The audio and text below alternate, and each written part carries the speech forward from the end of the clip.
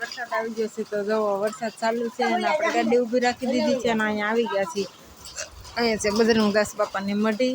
તો આપણે બજરંગદાસ બાપાની મઢી આવી ગયા. આપણે ઘડીક વાર ઊભા રહી જઈએ ત્યાં વરસાદ પણ વયો જાય, પલળીએ નહીં, કેમ કે આપણે વરસાદનું બહુ નક્કી નહોતું એટલે કાંઈ તાલપત્રી કાંઈ લેવા નથી. આપણે પોગી ગયા છીએ અને આપણે જો જમવા બેસી ગયા છીએ. હાલો તો બધા જમવા, બપોરનો ટાઈમ થઈ ગયો. શેષાન આપણે પીવાની શેષાન હાલો તો સાંભળી આ છોકરીમાં ગ્લાસ કાઢી જાય છે. તો આ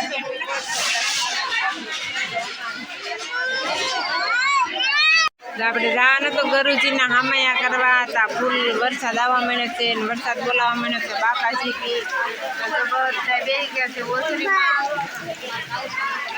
આ બાજુ પણ બેઠા છે બધા.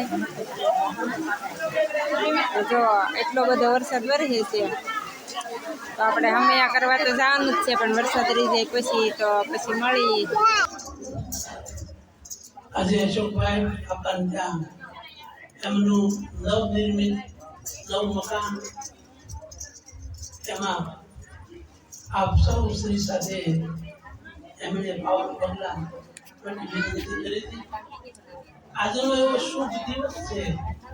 એક તો ચાતુર માસની સત્સંગ કરજો, પણ હું કોકના દાદાના સાનિધ્યમાં બપોર સુધી રહી અને બપોર પછી નીકળું ત્યારે જતો જાઉં અને એક સમય અત્યારે મંગલ ઘડે આવી પહોંચી.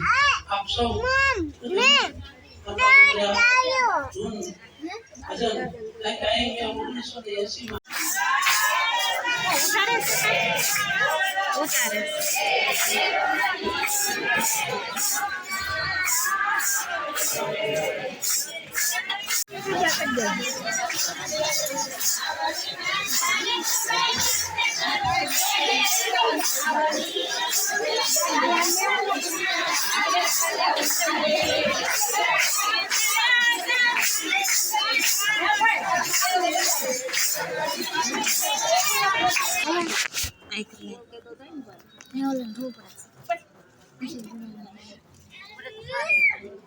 જો આમ જો મુકેશ આવે, જો આમ જો તાર પપ્પા જરા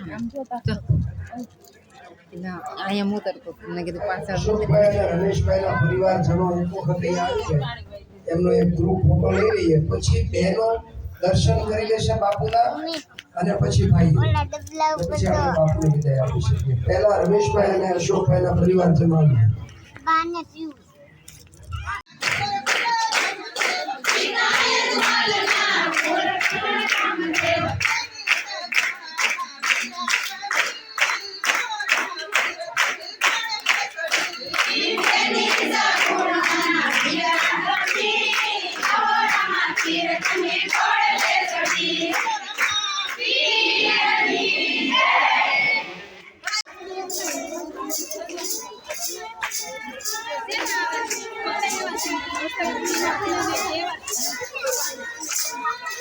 સાંજનું ટાણું થઈ ગયું છે અને આપણે રોટલા બનાવી નાખ્યા છે અને આપણે શાક પણ મૂકી દીધું છે. તો સુલે આપણે શાક સડે છે.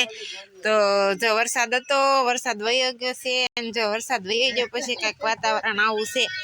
તો બહુ મસ્ત વાતાવરણ છે, બહાર ન નીકળવું હોય તો નીકળવાનું મન થાય એવું. તો આપણે આજનો બ્લોગ આપણે અહીંયા જ પૂરો કરીએ છીએ અને આપણે ભેંસ દોવાનો ટાઈમ થઈ ગયો છે તો આપણે ભેંસ પણ દોઈ લઈ અને આજનો બ્લોગ આપણે અહીંયા પૂરો કરી દઈએ છીએ. મળશું કાલના બ્લોગમાં. ત્યાં સુધી જય માતાજી.